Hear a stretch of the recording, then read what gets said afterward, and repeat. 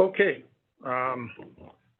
Ladies and gentlemen, our meeting is in session. Please rise for the Pledge of Allegiance. I pledge allegiance to the flag of the United States of America and to the republic for which it stands, one nation, under God, indivisible, with liberty and justice for all. Please remain standing for a moment of silence. Take a moment to remember the 4 police officers and 11 firefighters that have passed since our last board meeting.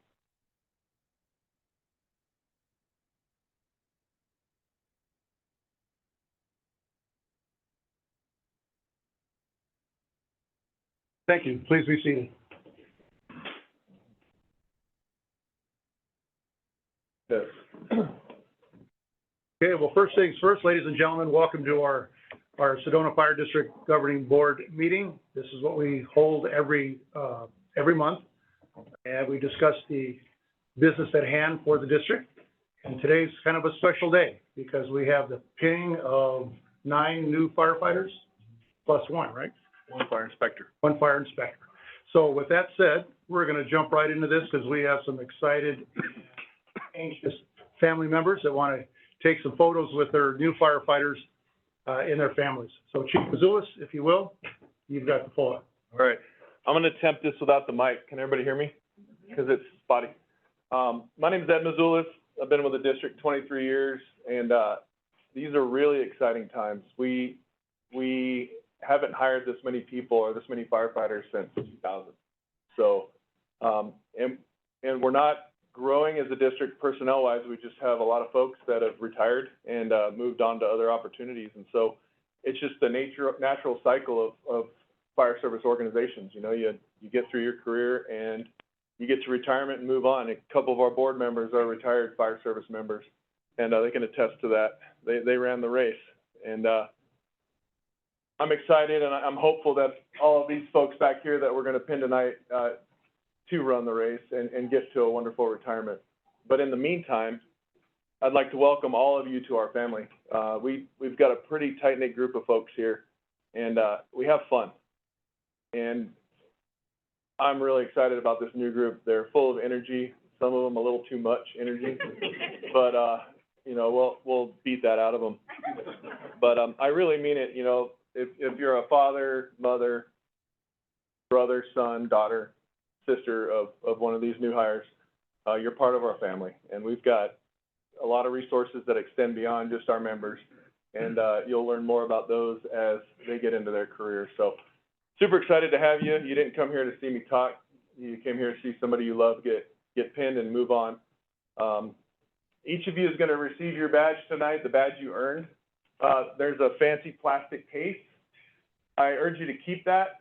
As I've moved up the ranks, I've kept all my badges, and when I made fire chief, I presented all my kids with my previous badges, and they all got an in-house promotion. So it was an exciting internal process for us, but it's not just a badge. You know, it symbolizes all your hard work and what you mean to this community. And down the road, when you get an engineer, captain, battalion chief, whatever it is, when you get another badge, this one, for me, it still means the most. And with that, we'll get started with our new to us Fire Inspector, Brian Russell.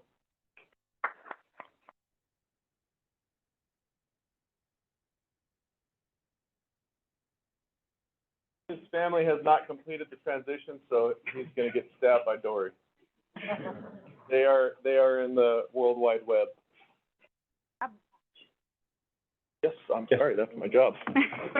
One job, Chief. I know. One job. Oh, and for those coming up after Brian, there's a white X, if you could stand on or near that thing for the photographs. Pretty high tech.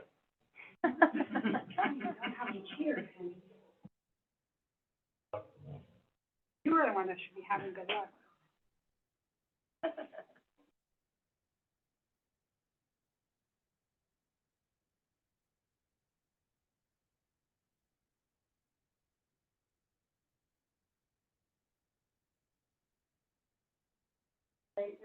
For his wife, I promise.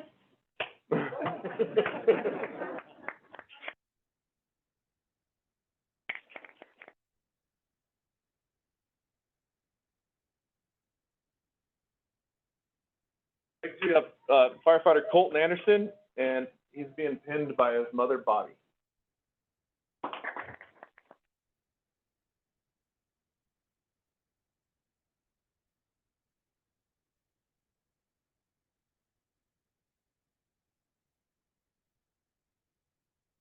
The hardest part.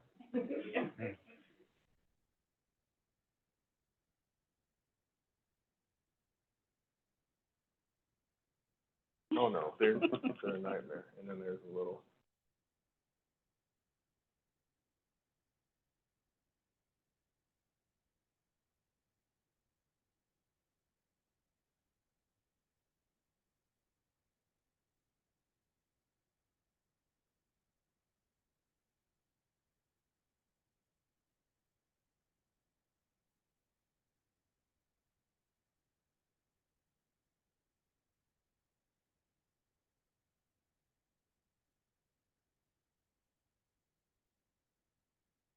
Didn't have the cheaters. I need to make magnetic ones.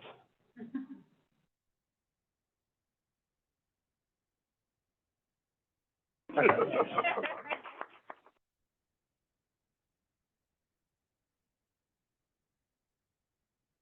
have Luke Becker, firefighter Luke Becker, and he's pinned by his wife, Libby.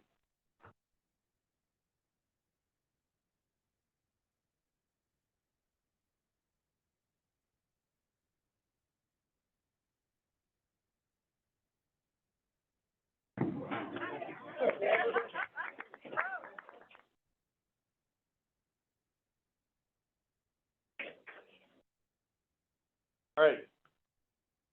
Next is Michael Garcia, firefighter Michael Garcia.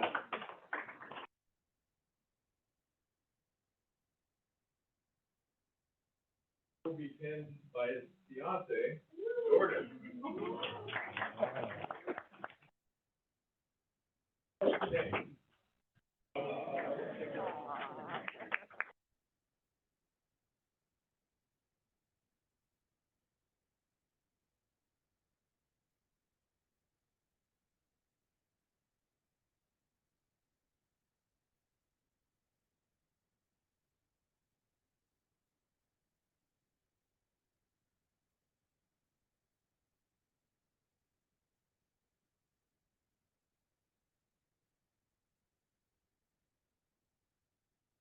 We have firefighter Austin Litton, and his girlfriend Kaylee will be pinning him.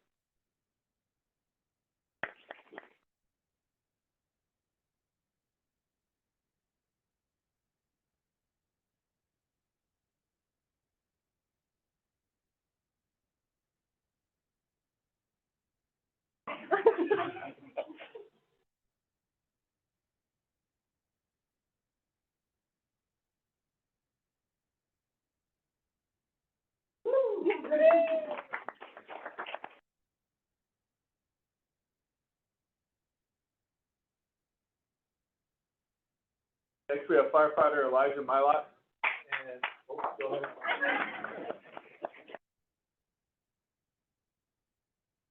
His parents, Terry and Chris, will be coming up.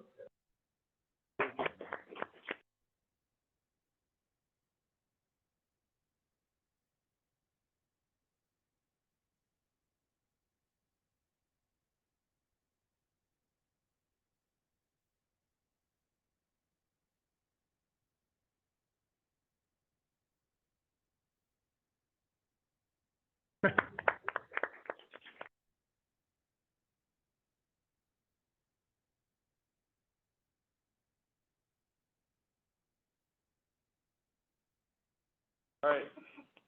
Next, we have firefighter Maddie Payton, and her mom, Melanie, will be pinning.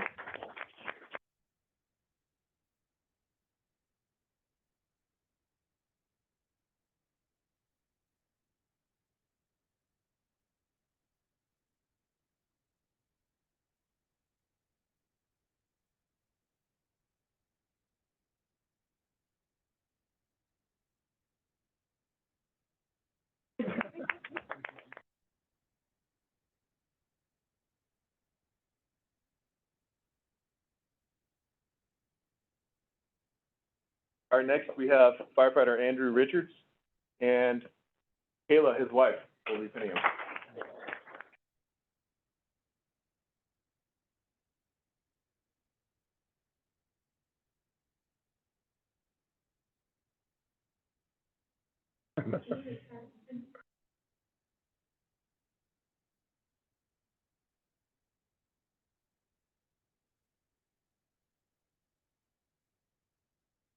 Hello.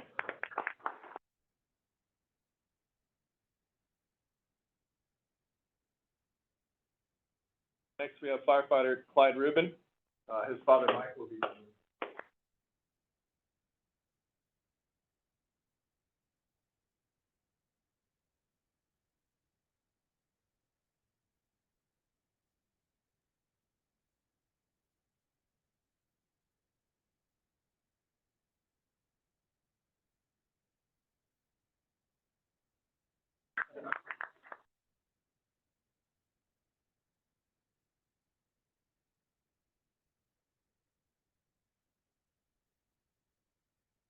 And, last pinning for tonight is firefighter Justin Wassel, and his father, Jeff, will be pinning him.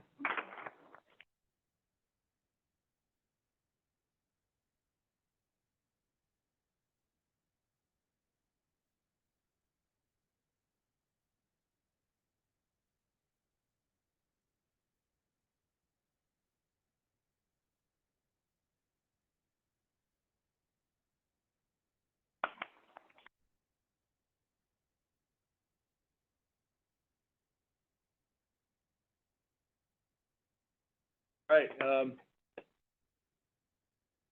now we have, something new that Chief Baker came up with, and I'm gonna let him explain, and then I promise we'll release you. You're welcome to stay for the rest of the board meeting, but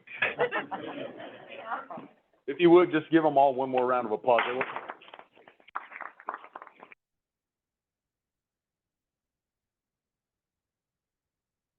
Lula said, my name's Jordan Baker. I'm a division chief of training with Sedona Fire, recently promoted in July. Had the opportunity to coordinate, I guess, if you will, and run the new hire orientation academy. So as you're all aware, it was a 3-week, pretty grueling academy, 14 total days, 140 hours of training. So it wasn't easy, and I'm sure they can all attest to that, and I'm sure you heard all the stories when they got home. I had the pleasure of spending 2 weeks with them. It was supposed to be 3 weeks. COVID had another plan for me, week 1, so I didn't get to spend time with them, but I did talk to them on day 1. And day 1, I explained over a Zoom meeting that we would be testing them daily on information that was presented the day before, to check for retention, knowledge retention, and also to check, as far as an organization, if we were getting our message across and the material across to them that was easily understandable, and we were getting the most out of them that we could. So we pushed them really hard. Every day they were evaluated. A number of these individuals in the back were lead instructors for their specific subject matter. These are the experts in our organization for those subjects.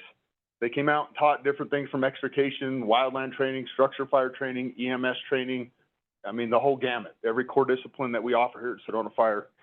As I mentioned, the individuals are tested the following day on that information and also evaluated from those lead instructors. During those evaluations and written material, there was 190 total points available between the evaluation scores and the written scores. And I told the individuals we would be tallying those up at the end. I'm proud to say that the top recruit scored a 177.5 out of 190, which is pretty incredible. That's great evaluations, great written scores. I'm even prouder to say that there was only a 2-point separation between first and fourth. So it was really tight. It was really tight, which made me proud. I'm sure we'll make all the evaluators and instructors proud that the information they relayed was retained very well. So with that, I'd like to bring up Mr. Lucas Becker up here to the front.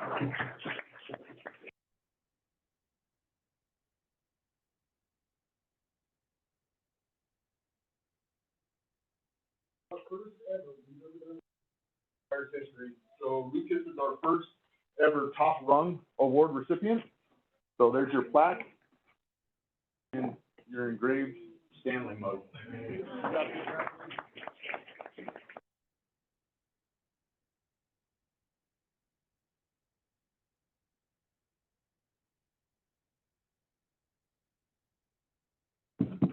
That about sums it up. Top rung. I like that. Of course. Well, ladies and gentlemen, on behalf of the fire board up here, congratulations to all our new firefighters and our fire inspector. As family members, I know that you guys gave them their full support throughout this whole ordeal. And I want you to know that probably the most difficult question or instance that they're going to face, they've already done that. And that is making the decision to become a firefighter, wherever it is. But to get into the fire career field, especially here in the city of Sedona, we couldn't be more proud of all of them. So congratulations to all of you. In addition to that, as they go through their careers, they'll continue to need your support, whether it's from mom and dad, brothers or sisters, husbands or wives, because it never ends.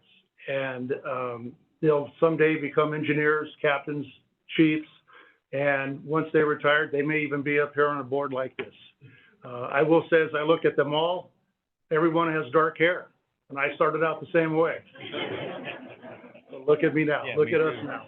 You know, but it's just part of the evolution. You guys are in a career field that's going to allow you to live that lifestyle that you may have become accustomed to.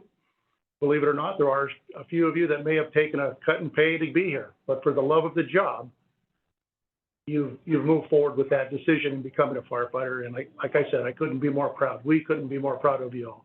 So congratulations. We look forward to you guys doing great things, and to all your families, congratulations once again. So thank you very much.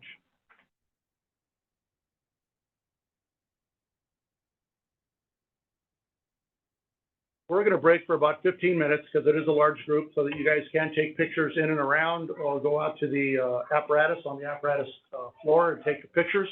You are welcome, as the chief mentioned, to stay and go through the business of the day, but I think you guys got bigger and better things to do. So we'd love to have you, but go ahead. We'll adjourn for a 15-minute break.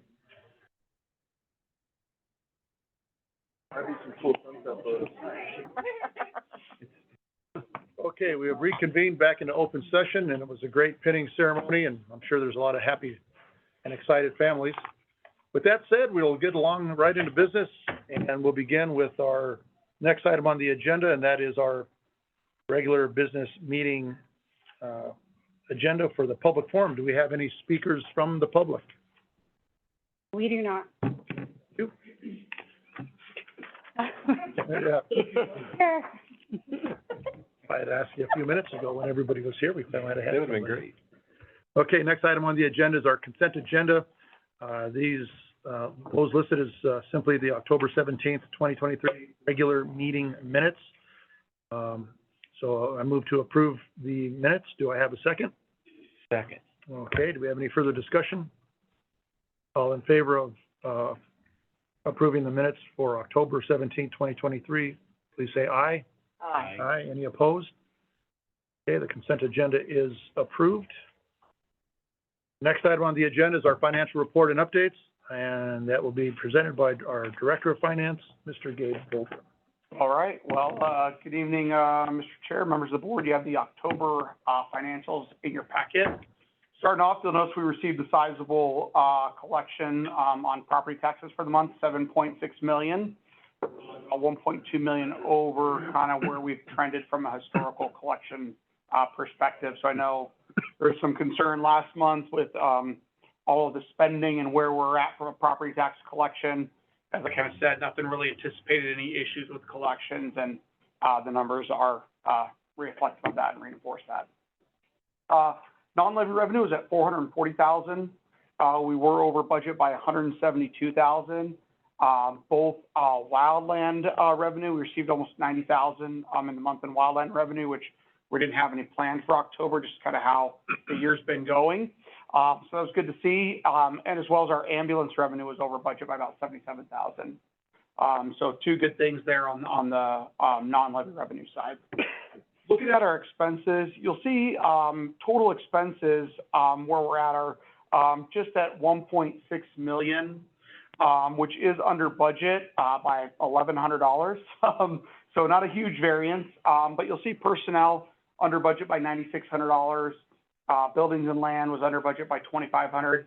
We did have an overage in vehicles and equipment, and that was, being driven by, one, we had some, repairs on one of our ambulances, and also, turnouts for the new hires. So that's what was driving that variance. Communication and IT was over budget by $5,900, just mainly timing on, some communication and software expenses. And then finally, you'll see managerial under budget, by $17,000. Year to date, we're at $9.3 million in, total revenue. That does put us, over our projection by about $220,000. So, you know, again, we were lagging some on property tax collection up until this month. October is typically where we see the big influx of property tax collection. So that's actually put us over by about $300,000. And property tax revenue and non-levy revenues are actually under by about $100,000. And that's being driven by our wildland revenue to date. Again, without the revenue, we don't have the expense on wildland deployment. So as you can see, we've got $6.7 million in total expenses through the month of October, and we're under budget by $671,000, with the majority of that being under personnel and both regular wage savings that we've had from unfilled positions, as well as the lion's share of that is the savings on our wildland deployment wages and the associated benefit costs. As far as the percentage of expenditures on the next slide there. Sorry. It's all right. We've expended 31% with 69% remaining. The breakout of our expenses, personnel is our highest at 83%. Operational expenses make up 8% of our total costs. Communication and IT is 6%, and managerial is at 3%. Finally, on the last slide there, you'll see we cash position year over year ended 18.8 million total cash on hand, compared to 15.5 million last year at the same time. I do want to talk about that here in a second after I kind of finish this slide. You'll see our other assets increased slightly from 25 million to 25.36 million. One of the big reasons we're not seeing a huge increase in other assets year over year is because of our annual depreciation, which lowers our asset value. One against the other? Yeah. Okay. And then finally, other liabilities actually increased from 33 million to 33.5 million. One of the big drivers of that is actually just our accounts payable, which is our monthly, reoccurring bill cycle. We had a big increase this past month in comparison to last year at the same time. At anyone in particular, or just an overall general increase? Overall, yeah. And again, it's all within, when you see where we're at from a budget standpoint, it's all in line with where our budget's at. So there's nothing out of the ordinary. It's just more of a the last piece I wanted to talk with the board on, it's actually in the packet. It's not a slide. But if you actually look at the financial report, the very last page is a cash flow. And I know, last month there's some discussion about where we're at from a liquidity standpoint. Can we go ahead and make some large purchases without the collections of without the property tax collection? And if you're able to follow along as the board on that last page there, you'll see at the very top, it is the very top section, kind of our cash summary. And what that shows is where cash on hand is at the beginning of any period of time there. The very far left column is the beginning of the year. Then what are our inflows for that month? And what does that increase our available cash to for the month? And then the bottom line, which is the cash position at the end month, is then what is that after the disbursements for the month? And when we build out this cash flow, we build it out based on what our budget is for the 12 months of the year. Then as each month occurs, we update that month with the actual experience. And as you can see, if you look at really more the bottom line under the cash summary, that cash position, which is kind of the third line down, where we start the month or start the year with 14.6 million, and you follow that down, and if everything goes kind of the way and where we're at currently and continues to trend, it's actually shown us ending at like 18.7 million. But you'll see that number kind of ebbs and flows. Like Currently, this month, we're at 18.8 million, and we actually grow to almost 20 million, but then that number starts to decline as we spend down. And one of those big factors that causes those ebbs and flows is our property tax collection, which is kind of in the middle of the page there. We see our tax levy revenue. And you could see earlier in the fiscal year, we get very little property tax collection. If you look at this month where we got 7.6 million, next month we're gonna get another 2.6 million roughly, and then it starts to kind of drop down. And then again in April, you see another big influx, we see our second half taxes. And so, you know, we illustrate that to show the board, you know, where our available cash is throughout the year. Also, and where those ebbs and flows are with our primary revenue, that property tax revenue. So, just wanted to kind of highlight that a little bit more to kind of give some reinforcement on, you know, our overall financial position and where we're at as you guys make decisions, you know, as the chief spends money, you know that we've got plenty, not plenty, but we have enough in the coffers to address the needs of the organization. Gabe, seems as though we budgeted X amount for wildland deployments and fires and that sort of thing, but it seems to me that the amount of wildland firefighting out there across the country is not what it seems like we usually would have. Just isn't that fires going on right now, or is there? Or we had a milder season that is extending a little farther into the fall than was anticipated, I believe. In addition to that, with our, we did have multiple dispatches we turned down due to staffing, and so I don't believe that will be an issue next year. And then we'll be at the whim of the season, basically. But we also budget for that as though it's more of a windfall than depending on that, right? Correct. So there are some aspects of our wildland budget that are, you know, in-district needs, training needs, things of that nature that are supported by our other revenues. The aspect of actual deployments is more to your point of a windfall. We don't use that revenue to balance our budget in any way other than provide funding for those actual deployments. Gotcha. Well, thank you for drawing that comparison, because these graphs do interact, and you could gain info on one from another. Yeah. Okay, super. Well, thank you. Well, with that said, if that was it. That was it. Okay, then I'll go ahead to make a motion to approve the financial report for October. Do I have a second? Second. Okay. Any further discussion? All in favor? Aye. Aye. Any opposed? Okay, the financial report for October as presented is approved. Okay, next item on our agenda is Fire Chief's report, staff items. Actually, I'm sorry, as part of the financial report, item 2 is discussion possible action, allocation of ARPA funding. I'm sorry, I didn't see that. Yes, so what's the next one? Yes. So, Mr. Chair, members of the board, if you remember, we received a little over 1.1 million in allocated funding through the state of ARPA funds, which is basically reimbursement for COVID-related expenditures to the district. The expenditures that this amount of funding was for previous fiscal years, both fiscal year 22 and fiscal year 23, related to personnel type expenses that were all, you know, essentially covered within our general fund coffers that we had available. With that, we did not budget for this money to come in, and what we're recommending is we move that money to our capital fund. We know the cost of capital is not going down. It's getting more and more expensive. We have more than adequate funding within the general fund between the board restricted reserve as well as the remaining portion of our unrestricted fund balance to use this money to bolster our capital fund and for those capital needs down the road.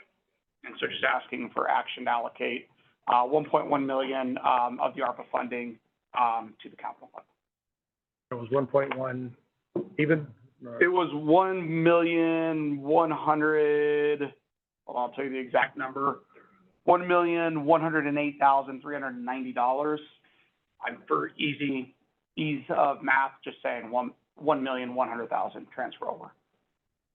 we'll keep the $8,390 in the general. And these funds were for everyone else, were identified with the exception of fire districts. Is that kind of what these funds are for? Yeah, the whole purpose of it was, in the ARPA, legislation, fire districts were not included across the country. And then the state, in an effort to, provide some funding for districts, allocated $20 million of their funds that they received for the benefit of the fire districts in Arizona. So of that amount, that's what we received, the 1.1. Correct.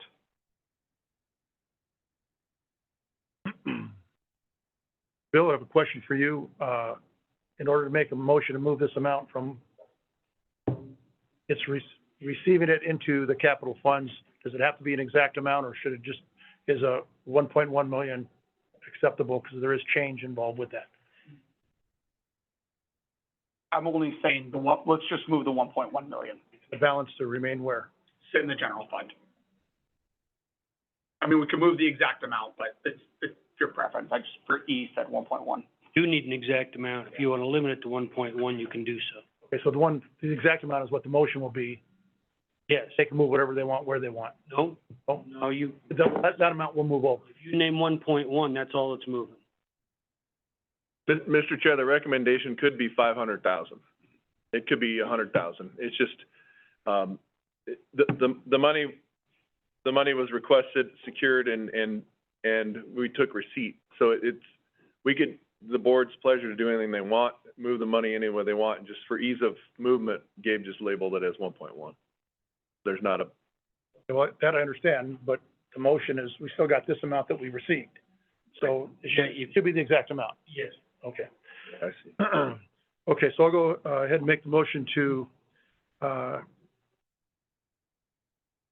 make the motion that of monies received from ARPA in the amount of $1,108,390 to the capital fund,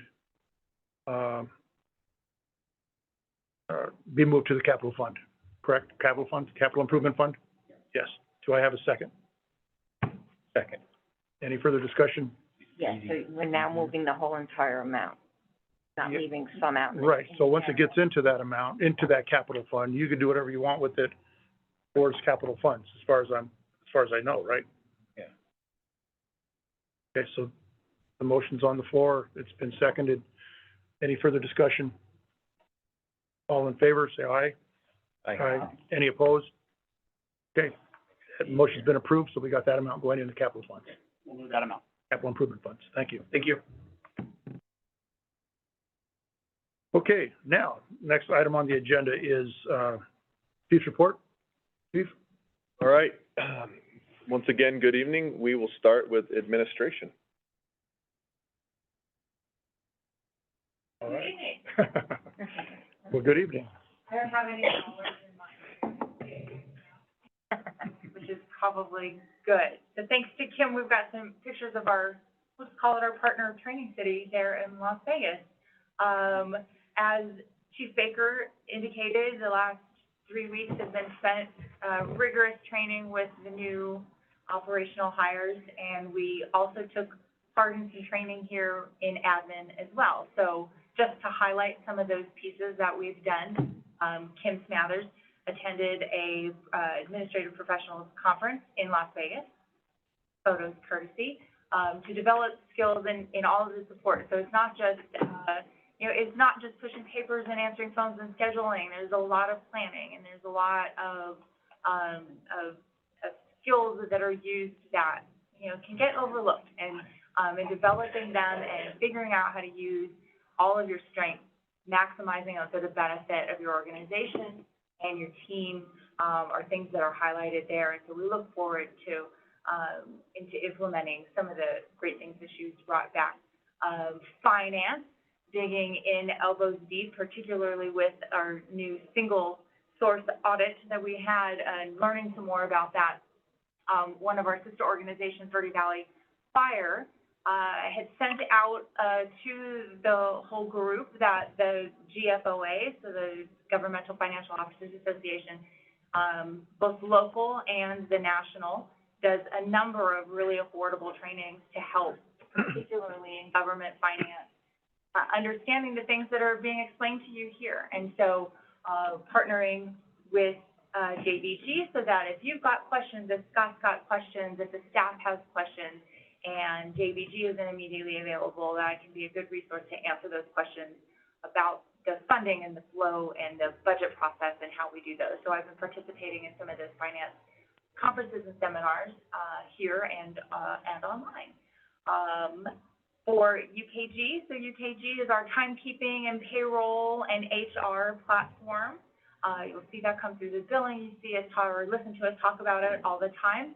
So, Brian Espiau, Branda Brothers, and Kiona Freeman all attended the UKG conference, that was just this last week.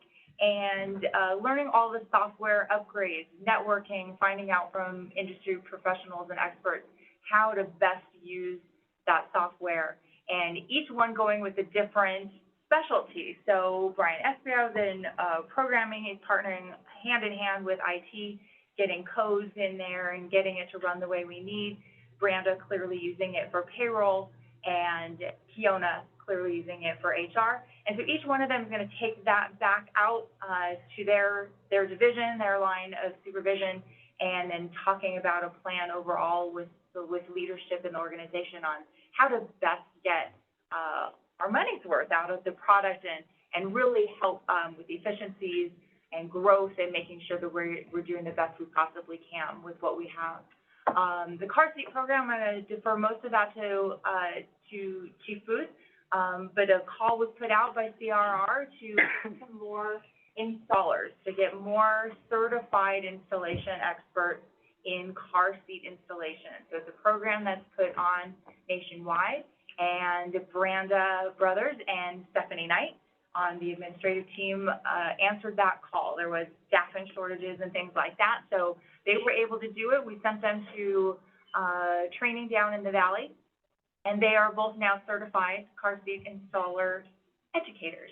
And so thank you to CRR for that. They're gonna work then with the rest of the CRR team as they get the next training availability in February, and then really start working on the program, and so Chief Booth can talk about that.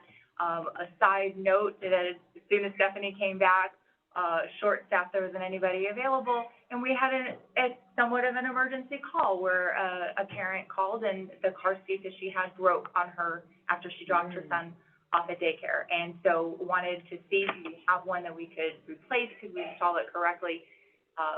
Stephanie was able to fix that car seat, so we didn't actually use our arsenal, but her training helped her be able to figure out what it should look like and do that, and so she was really happy and pleased with herself, and I was proud of her, and so making that stuff work. That's the end of the professional training. There's not Toys for Tots training, but we'd be happy to talk about it. The next item on there. So it is that season. We do have our drop boxes here in the lobby, so we'll make sure to let everyone know that, taking donations of new unwrapped toys and games and things of that for all ages. Bring that by the fire station during our open hours and put it in that box through December 14th. We really love partnering with our Marine Corps volunteers, and that's been a long-standing tradition here. We're happy to continue. And then the audit update kind of said that we have a good thing, and what do you know next there, sir? Yeah, thank you for having that on there, because I forgot to mention the finance report. So, audit is going very well. The plan is to have Beach Fleshman present the audit to you at the December board meeting. Due to scheduling conflicts with, all the board meetings being moved around for the holidays, more than likely they'll be remote, they'll be on Zoom, but we will hopefully have that audit wrapped up and ready for a board presentation. With Dave's final remarks, that's the end of my report. All right, is December 14th is the last day? That's the last day. Is that when I saw somewhere where there was a bus that filled the stuff. Is that yours? Is that on yours? Okay, we'll save that for then. Okay, all right, any questions? All righty. All right, well, thank you very much. You're welcome. Chief? All right, moving on to the operations report with Chief Quill. Hello, everybody. I am Chief, hello. disappointed I'm not there in person, especially with all the new hires. paramedic refresher all week, so I just barely got done and got home in time to give you all my update. We will start with operations. As has been stated multiple times, the last several weeks have been primarily focused on the new hire training, and I will defer to Chief Baker to report out on that. There has been numerous prescribed and one human-caused wildfire near Sedona. The Made fire was the one human-caused fire. It's now 100% contained. And the numerous prescribed fires are a component of addressing what they call the wildfire crisis, the need to get ahead of the ecosystem, if you will, and introduce enough fire on the landscape that we can actually prevent larger fires. So that is something that will continue as long as the weather permits, and something that, if we're really going to kind of roll back time to pre-1910 and the big burn and Smokey Bear telling us to put everything out right away, it's going to take some work. And what you see in the landscape is our partners' effort to move that needle in a positive way. So the other thing I want to talk about as far as wildfire is that under the leadership of Flag Fire's Wildland Division, Sedona and the rest of the Ponderosa Fire Advisory Council agencies, so all of the fire departments in the greater Flagstaff area, we being the southernmost member, entered into a grant or submitted a grant for our CWPP update for our Community Wildfire Protection Plan. What I think is significant about this, so it was Sedona Fire and Flagstaff was part of the first Community Wildfire Protection Plan in Arizona, and we've been a participant in it ever since. We also participated in the Yavapai counties when they asked, because it doesn't hurt to be part of two of them. But the one that the primary one that we did with the PFAC, with the Ponderosa Fire Advisory Council, the effort that's taken place on this iteration of the CWPP, I think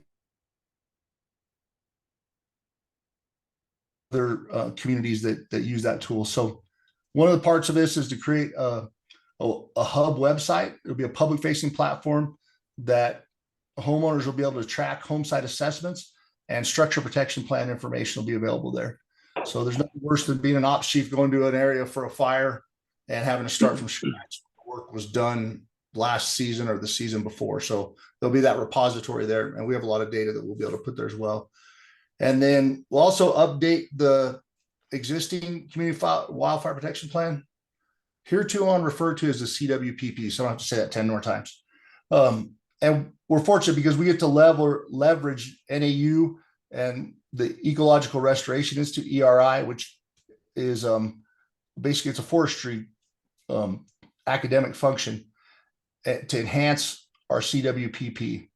And they're going to help us create some shifting risk profiles at various levels. So, we can better articulate the trade-offs between, say, like not conducting prescribed fires and not having the negative smoke impacts, but at the same time, then creating a higher likelihood that we have large uncontrolled wildfires. And also going to develop a story map and then a project tracker tool. This project tracking tool will track all of the efforts from the federal, state, and local areas, and it'll be replicating one actually from Santa Clara County. And then finally, parcel level Firewise assessment planning tool and database.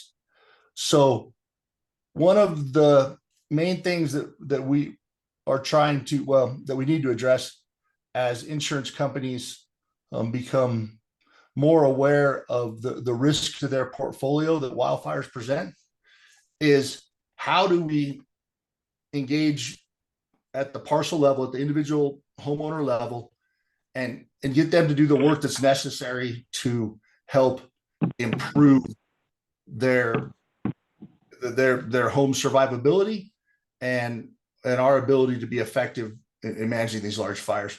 I know, Chairman Soto, that's something that you're heavily involved with, and it is one of the ways we think we could do that, and that's had some luck in California, is having this partial level mapping tool so that when homeowners do their work, it's recognized that that work is done. And so if we get the insurance companies on board with this, is a long process, something that working on with the Western Fire Chiefs Wildland Fire Policy Committee that I'm on, is to try to get those insurance companies on board and recognize a certain suite of mitigations that are known to be beneficial. And then if we have homeowners tracking those, their homes are safer, more likely to get insurance at a reasonable cost, and it makes our community better.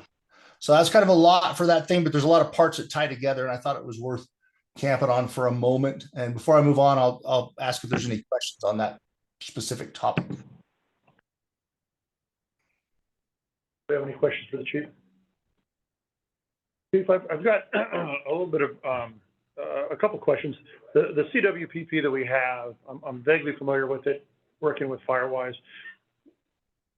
Is that your experience that is county to county, or a region that may be more in line with a forest or a wildland area, or how is that bordered? How is that area defined?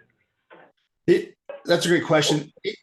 It can be defined in any way that the participants choose to define it. And the advantage for the state when they went in and did state or county level ones is then they got everybody covered because they could go county to county. The disadvantage is it tended to be a more generic approach, more of a boilerplate.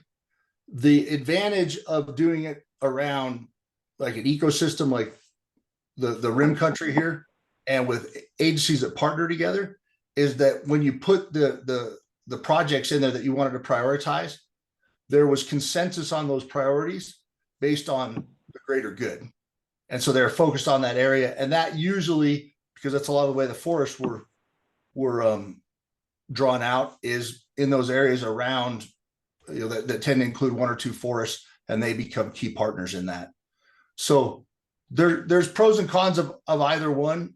I think for us, the important thing is to make sure that we're engaged in the process in a way that makes sure that the concerns of Sedona are forefront in any CWPB that covers us. Got it. Thank you. And lastly, being involved with Yavapai Firewise, they are a component of that CWPP as it relates to the civilian notification, the civilian involvement and assistance, as well as all the other agencies that are involved with that. So we're also working, or they're also working with insurance companies to try to identify which agencies would be involved with this insurance-wise, that would in turn provide their customers with the best price possible if they participate in a program like this. So I'm starting to see where these two things are coming together.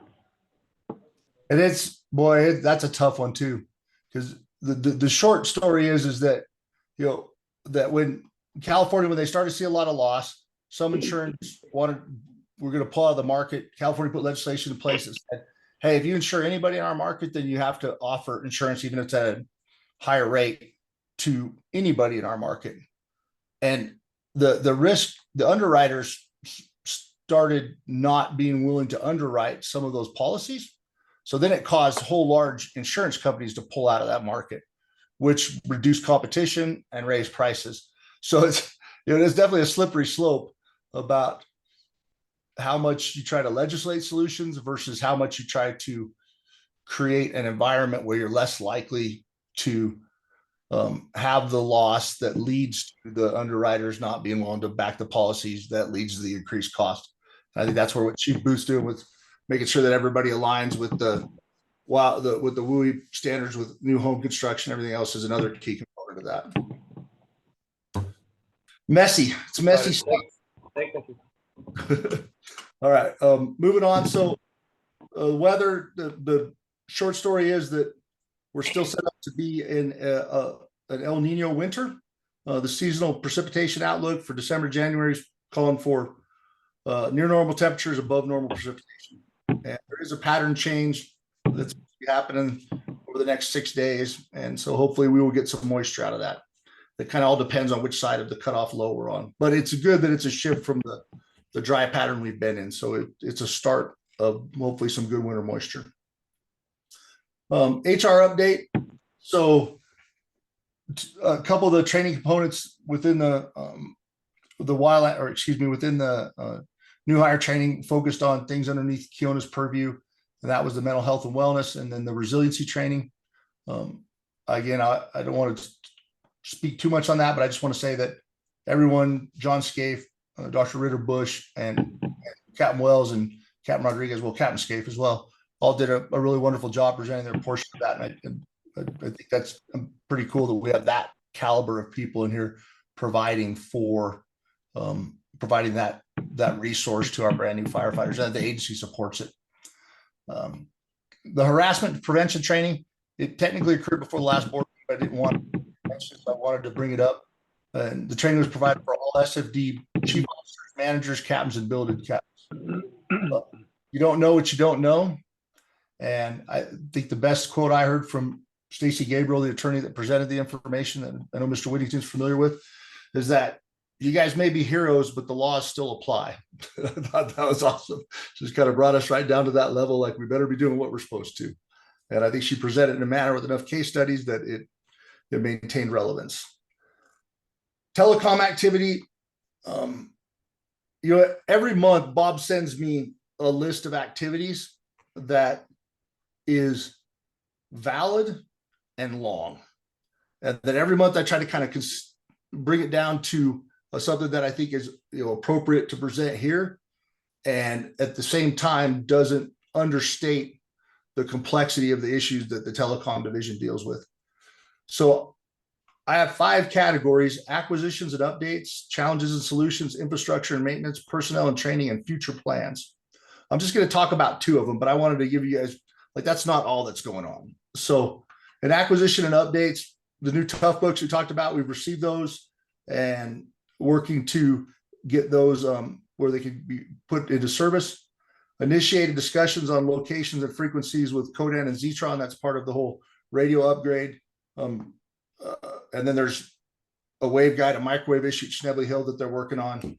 And then with Josh, with Matt Spinelli, who I think I see the back of his head there, with Josh and with Brian Espial as the trifecta, they have all of the first arriving dashboards installed. And I think that they're getting closer to having full activation. Regarding the future plans, there is that microwave repair, finalizing that dashboard project and assisting with the multi-purpose room upgrade, and they're replacing end-of-life laptops and upgrading station computers. So those are kind of the main things. In addition to all the radio stuff we talked about last month, that's going on there. And there's no significant outages or no major project or no other major problems. Tomorrow, dispatch is swap it over to new consoles. So let's hope that trend of no major outages continues after they get their consoles upgraded. End of report. Happy to answer any questions. Any questions for the chief? Chief, thank you very much. Very good report. All right. Move on to CRR. Okay, so we'll start with some of our notable events and projects. Inspector Riddell and firefighter John Puyana finished Arson Investigator 3 up in Flagstaff. So in the spring, they'll complete Arson Investigations 4, which will, it's more of their expert witness testimony for investigations that's been a continuation from 1 and 2, and they will have their state investigator level 2 certifications at that point. We met Penn Bryan earlier. So Brian's our new inspector. He retired from Timber Mesa as their fire marshal, and still has fuel in the tank to be part of the party of CRR and give back, and just wanted to kind of take a step back from being in front and wanted to enhance the program. So look forward to. He's already hit the ground running. He's just learning the Sedona programs and things that we have. Blasting, we started the blasting at the Arizona water tank this past week. Tomorrow will be blast number 3. So far, we've only had one complaint that went directly to the contractors and not us, and quite frankly, I'm surprised. It's just the nature of the operation, but all levels from seismology has come back well under threshold. The first 2 blasts, I had over 12 seismology reading stations throughout the community in that area, and everything was, if you drop something on your floor, you might have had more vibrations than what the blast had. So that one, there's just a total of 13 blasts that'll occur to get the depth for the water tank that they're putting in at that location. The Forest Road connection is should be blasting probably around the first week of December or so. We're waiting on some ADOT clearances and some more security plans. 89A conversations have started. Their intent is to start blasting the week of December 3rd. We're working out some hiccups with closures and coverage as far as up in the canyon when those closures are, but I anticipate those will be resolved pretty soon. Upcoming events. So we do have the Stuff the Bus that the city runs starting on, or that is February 12th, good grief, sorry. December 12th at Posse Grounds from 10 a.m. to 5:30 p.m. And that is similar to, if you don't get to a station or any location with the boxes, you can take toys and unwrap gifts to the bus and stuff that to also promote that. So CRR will be up there, and we'll ask the crews to rotate also as we have in the past. Then on December 16th is the Toys for Tots Bicycle Day. So organizations throughout Coconino and Yavapai County have donated bicycles and helmets. We run a mini bicycle rodeo to help kids make sure they're fitted properly and kind of give them some skills course going around cones and a little bit of balance work. As far as stats go, kind of going in line with what Chief Coyle mentioned about the insurability and insurance changes, and in the community, we are seeing more phone calls and conversations about becoming a fire-wise, fire-adaptive community and what HOAs can do and individual homeowners. So I anticipate those numbers really kind of ramping up as the phone calls that we are receiving of being non-renewed or exponential rates increasing, or even home purchases falling through because they won't insure someone new. And we have had a couple of those been mentioned as well. Code consultations are a little bit of it. Those 2 are going up. We're starting to see in that cycle of plans and things getting submitted prior to the end of the year, just used most likely for tax purposes as well. Plan reviews were up. Well, really everything is up in our section. And I know I just mentioned fire-wise consultations are going up, and it shows that we went down from the previous month. Some of that is because we haven't gone out and done the consults yet, or coordinating with the Forest Service and the state, the FFM, and working together on that. Investigations, we had 2 of those. Kirk was on a house fire, and then I had the box truck with the propane on the way to a special event. We attended 2 special events this past month.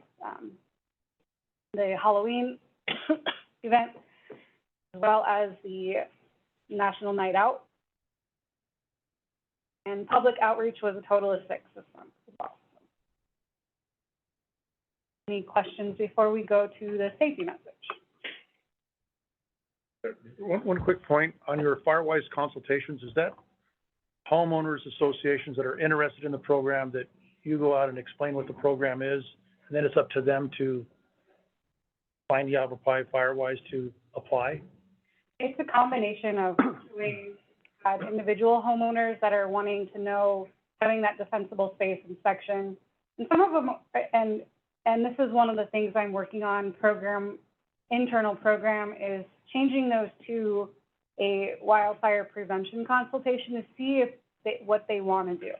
Because as many of us know, FireWise is a tool in the toolbox towards the fire adaptive community, fire resiliency, and knowing what tools to be able to offer to them and what players to take to that location really helps us. So we have had a combination, like the most recent was Fire Cliffs. HOA wanted us to come out and do a fuels mitigation assessment, and firewising was what it started out as. And then when we got there, the State Fire Marshals Association or representatives met with us, and it turned into more of a fuels mitigation and conversation as to how they can take their green spaces and make that more safe for their community, and then branch into FireWise for the community, as well as taking in resources like Gallupi FireWise and different grants and positioning. So it's a little bit of everything.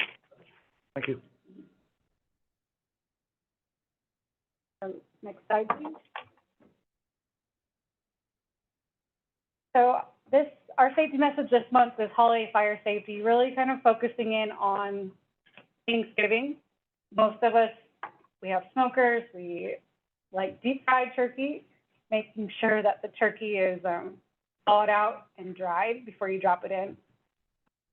And staying near the cooking while you're doing that. Most fires occur on cooking fires throughout the holidays actually occur on Thanksgiving, which is contrary to what a lot of people would probably think like Christmas, but it's the leading day of the year for home fires involving cooking.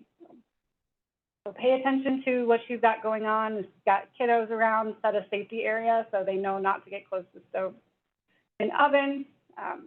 And then we will also be posting some videos that have been created by counterparts of what not to do with turkeys and, well, as far as frozen turkeys and putting them in the turkey fryers and some other safety items.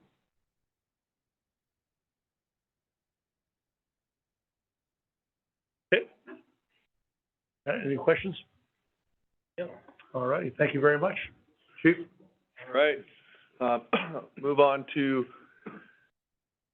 Division Operational Support, and Buzz is at a wedding, a longtime resident. I don't know who does it on a Tuesday, but I was like, you have to be there. I've known the family for a lot of years. EMS updates. He's completed quite a bit of the training he has to do to meet the competencies of his position. Seen an uptick in Phoenix transports, and we're monitoring that. There's a lot of fluidity to Northern Arizona healthcare right now. Their recent bid to get zoning approved up in Flagstaff for their large campus build was denied. I believe it was 70% to 30% by the voters. So reason why that's important and potentially impactful to the services we receive down here is NIH is putting all their eggs in the large flag campus relocation, and $800 million project. And the voters just said, we don't want to rezone and do that. And so how that manifests, how that impacts Sedona Emergency Center, how that impacts Verde Valley Medical Center is to be seen. NIH hasn't released anything publicly. I would imagine when you got a big game plan to the tune of $800 million and it's squashed, you got to regroup. So Buzz is doing a really good job of focusing on that and completing some annual trainings with our crews. Fleet, we just had our cadre go out to evaluate the Type 6 engine in Boise, and it's on track. One of the few apparatus we've ordered that's on track to be delivered when they said. Training, I won't get into it too much. Jordan's going to tackle it, but that's our new favorite word. And we've across the board been doing a lot of training. And then Chief Coyle spoke to it with the mental wellness. Debbie Ritterbush was start moving on counseling, came up and did a peer support training for our we've got folks in the operational ranks that have asked to be a part of the peer support program, and essentially it's that guy or gal you can talk to, and we provide for them a little bit more training on some of the things you might hear from a coworker that aren't just, oh, hey, buddy, we'll get through it moments. It's more of the, hey, we've got resources for you. Let's have a further conversation, and up to and including, hey, we need to elevate this. You've got going through some stuff. So we had good peer support training. In addition to that, Chief Coyle alluded to, they did a really good job with Chief Baker and Chief Lukowski coordinating, integrating a lot more mental health resources and training into our new hire academy to really teach them physical and mental well-being on the front end, and then continue to reinforce that through their career. In GIS update, I'm going to defer to Mr. Spinelli. So the dashboard system that we've all been talking about for a few months is deployed and operational, so we're shipping this, sure, sports and electrical stuff's the way we want it, focusing on actually changing and improving slide content that's just straight out of the box. The one on the screen is that right there, kind of messy, kind of busy, so how do we make it better? That's just an example of what we're gonna focus on now that we're actually deployed and working. I've been making myself available to chiefs for requests as they come up. A lot with Chief Baker and Chief Lukowski the last few weeks. We're in a bit of a QR code frenzy, just getting information, soliciting feedback, find some of our products like the task books. Tomorrow, I'm attending a meeting with the Pike County folks over addressing and so that's kind of where I'm at. That's special to report. It's all special. It's a lot. So with that, we'll move on to Chief Baker. Next slide. Same one. All right, Mr. Chair, Board, thanks for having me this evening. So as it was mentioned and highlighted with the number of attendees tonight, the last 4 to 5 weeks has been probably the 4 or 5 busiest weeks of my 22-plus career in the fire service. So I've been a part of a number of academies, never had the opportunity to coordinate and facilitate running one. So I thank Chief Mazulis for entrusting in me to give me a long leash and said, you know, make it happen. And I really appreciated that. And honestly, it was an honor to do it, especially that large of a recruit class, you know, more than 10% of our operational workforce at one shot.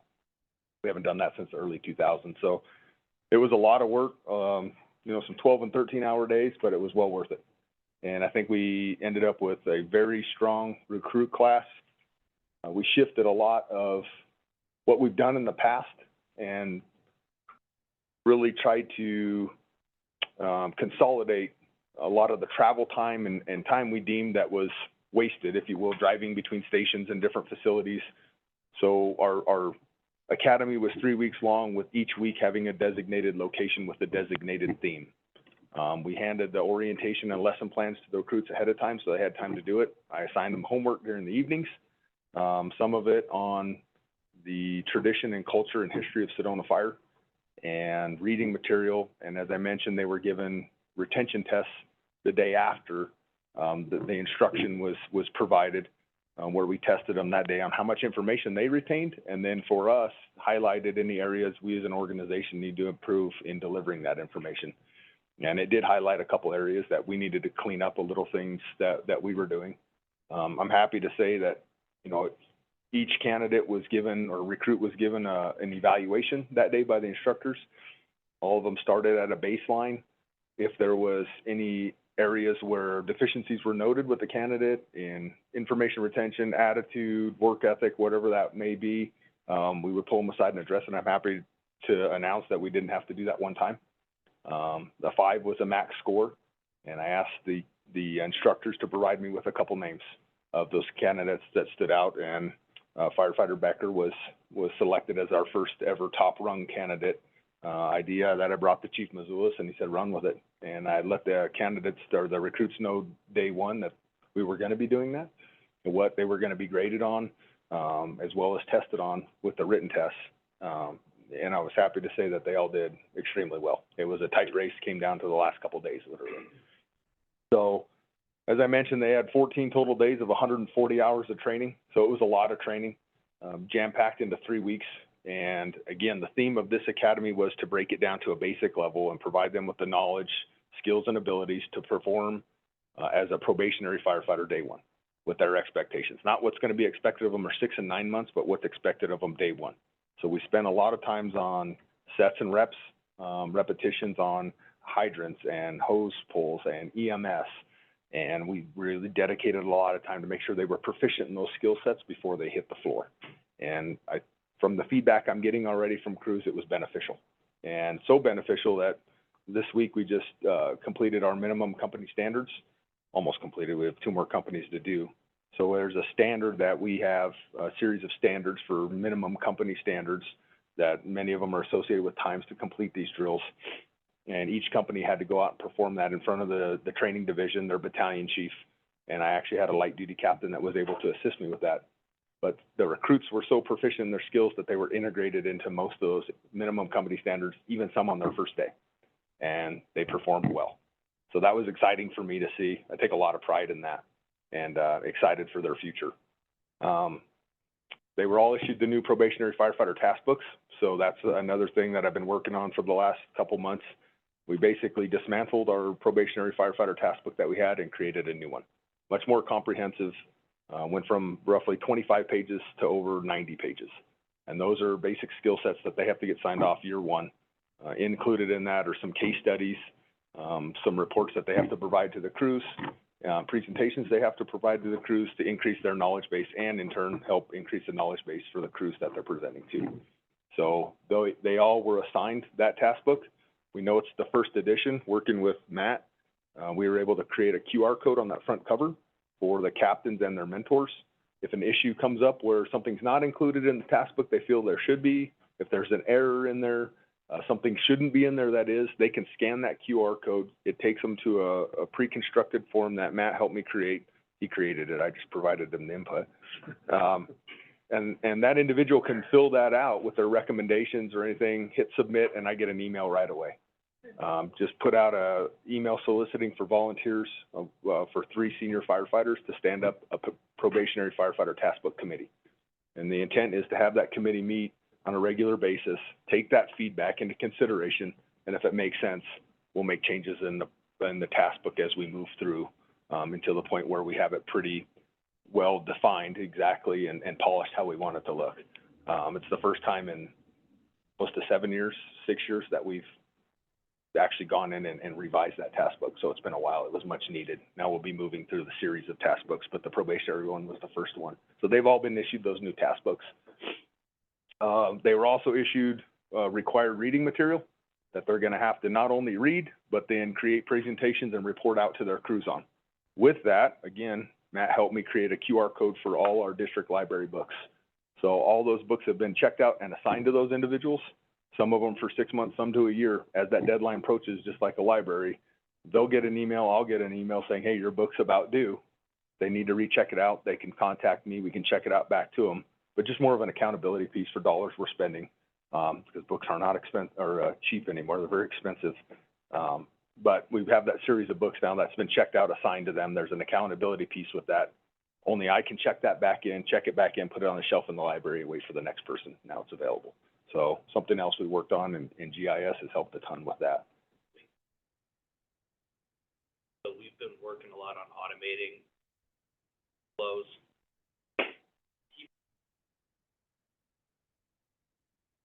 We already have a library system.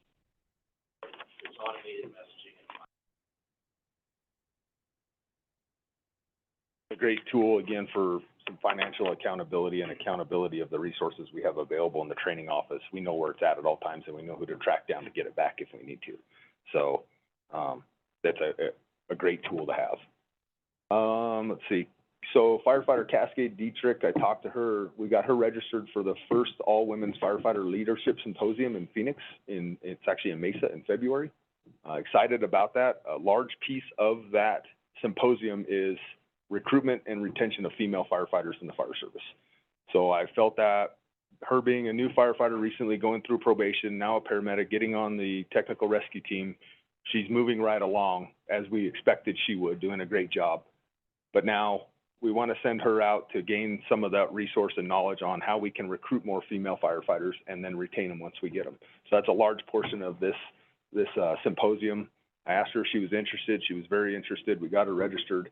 And when she comes back, I'm gonna have her report back to me on what she learned and what tools are out there to utilize for recruitment and retention, so we can give that to our recruitment and retention team that we have stood up, so. 3 of our extrication specialists that taught in the New Hire Academy and will be doing a battalion level training this winter are registered and enrolled in the advanced extrication course in Corona, California.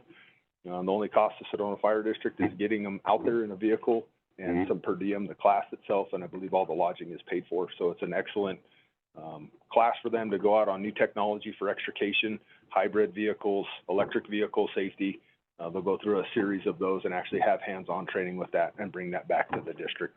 And just if I may, that I didn't truly understand the benefit of this Corona program, but it's not the classic extrication training where the junkyard brings in a bunch of cars. It's hey, here's a brand new Mercedes. Here's the boron isolate they're using in the doors now. Your cutter won't cut it. It's pretty advanced, and they'll bring in electric vehicles and everything else and really cut it, brand new cars, and really learn and bring it back to us. And they're a great cadre. I'm so old, I was in that too. Still doing it. It's a great opportunity. Kudos to them. We have sent some of those individuals in the past, and it's been a couple years now, so I wanted to get that going again, and I mean, for the cost associated for us, the benefit far outweighs that. So an excellent resource. And I'd be remiss if I didn't, give kudos to Kim, and some of the other admin staff, all the other admin staff that presented to me the idea for that Monday. Unfortunately, I was out sick, but that Monday, the first day with the recruits, and doing the potluck and getting to know admin and a one-on-one session of what admin does, who do you go to for resources, who do you go for questions.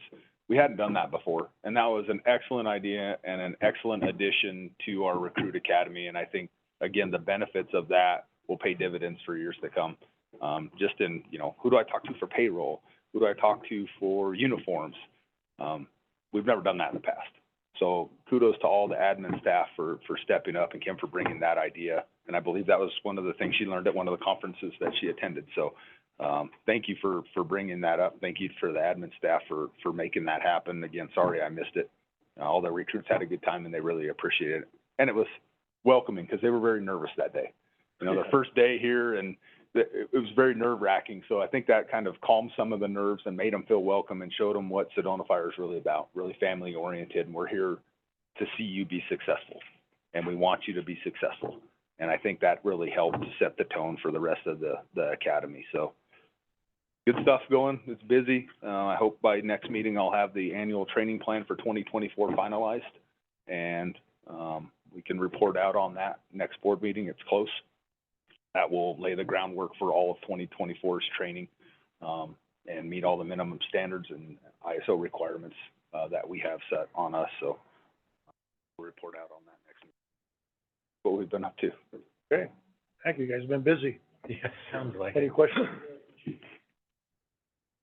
No, just one quick question is that these recruits that came to you for this 3-week program, had they been already enrolled or completed a preliminary firefighting curriculum somewhere else, and now they're put their name on a big list and we drew from that? Yes, sir. So all of them have been through Firefighter 1 and 2, and all of them are EMTB basics. So they've gone through, recognized Fire 1 and 2 certification programs. So they did have some baseline knowledge. Some of them were previously employed or currently employed through other agencies and opted to move to Sedona Fire. So there was varying levels of experience, but all in all, very, very green. Not a lot of advanced experience, but it was really neat to see all of them come together and work together to accomplish, and we did. I assigned a lot of work on them, and they were long days, working lunches. I mean, we were busy, but seeing them all come together, and one unique thing that Stephanie and Chris really helped me with, when I got hired here, we used to carry the American flag up and down the highway, and when we would do runs, and it was really prideful for us, and we took great pride in that. So I asked Stephanie and Chris to help me get a flag ordered for them, a guide on, if you will. So we had a 3x5 Sedona Fire. It mirrors our T-shirts, flag, dual-sided. that I mounted for them. And I told them that will go with you everywhere. And anytime I ask you for a par, that's your part of your par is that par of 10 for accountability purposes for yourself, your brothers, your sisters, your equipment. And so they took great pride in that. And we did a series of runs in Cottonwood with that flag. And each of the 9 individuals had an opportunity to lead those runs that day with that flag or carry that flag, be assigned that flag. We did a series of runs in the VOC, and we finished, our grand run was Friday before we did our resiliency and peer support training here in Arbinger at Station 1, up 89A, and did another 2-mile run up 89A with the flag. And they took a lot of great pride in that. They were really excited about that. And I am venturing to guess that we'll see that hung up in the bay here in Station 1 with a unique design and some names on it by the 1st of December. Good to see this. Spirited Corps is alive and well. Sure. Good. All right, well, thank you. Chief?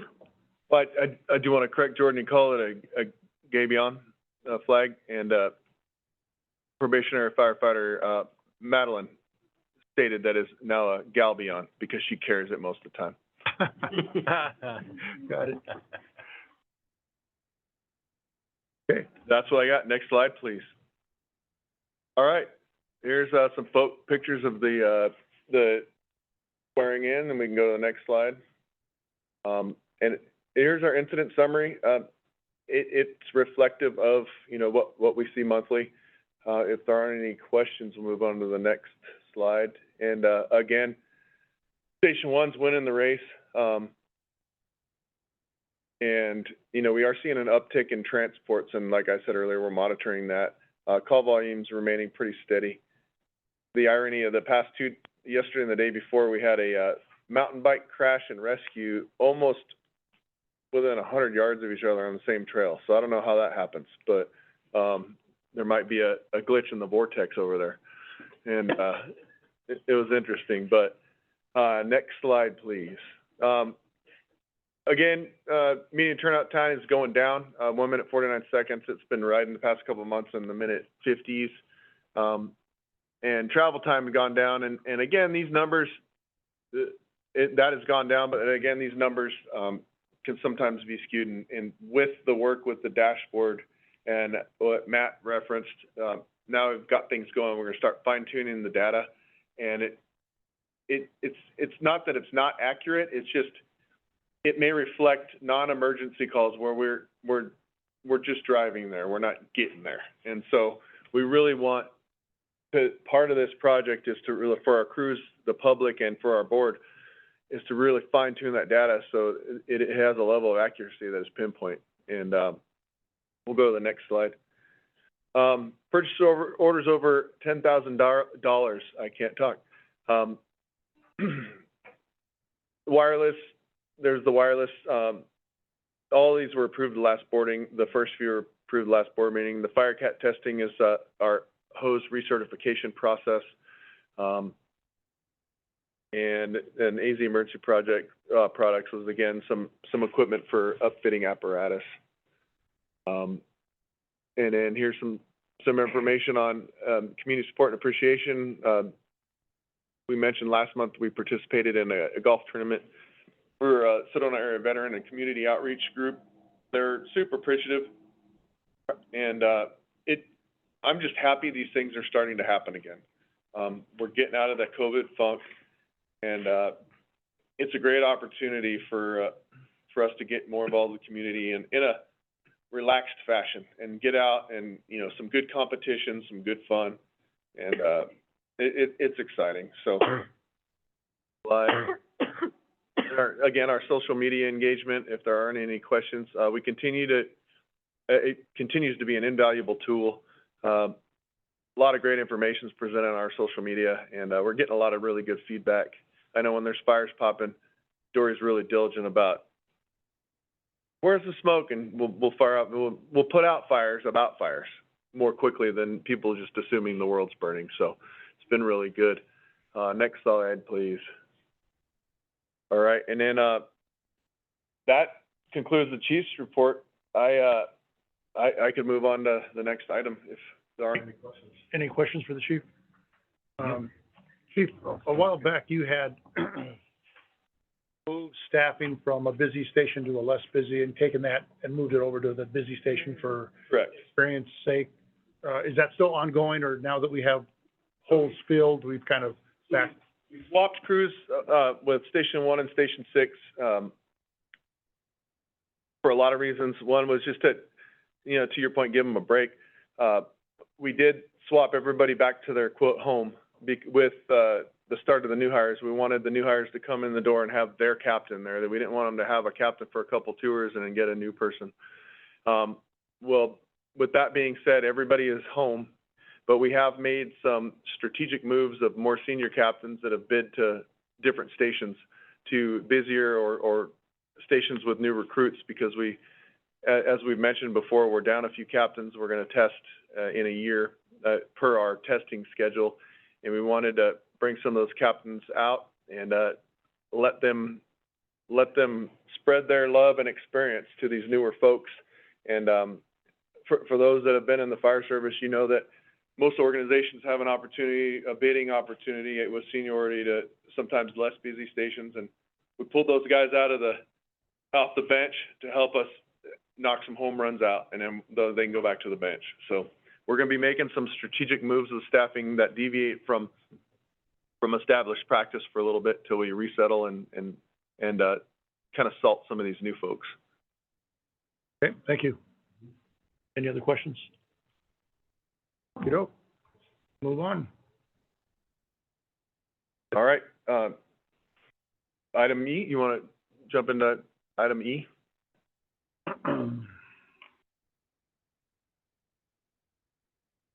Okay, all right, so this is a different.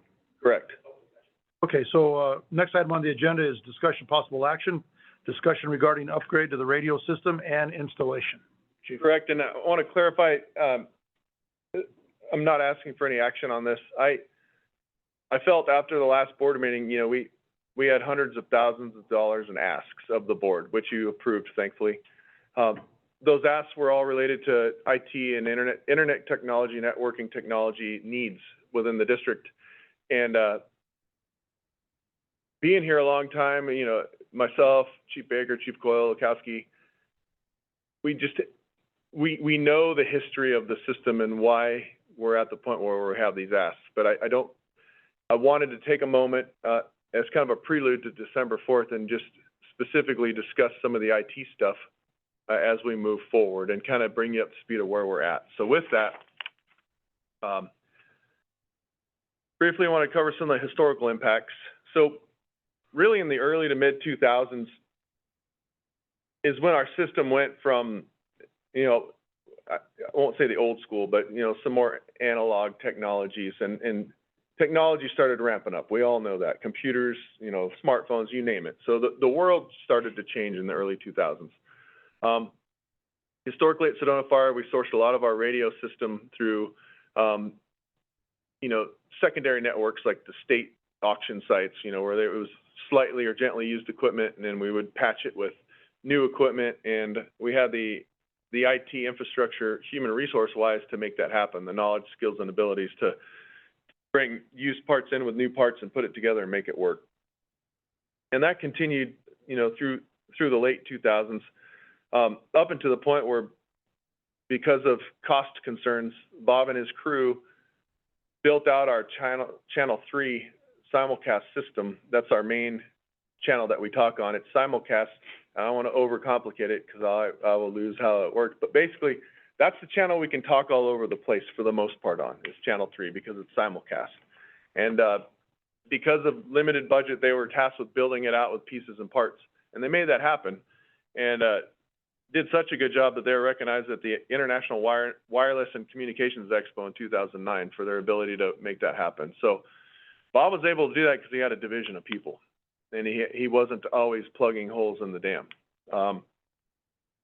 Fast forward to around 2010, they built out a microwave system which improved how the laser gets shot. I'm not going to pretend to know all the details, but having the microwave technology has increased our ability to transmit those signals. And then the economic downturn, 2010, we had some people leave, and the telecom division and retire.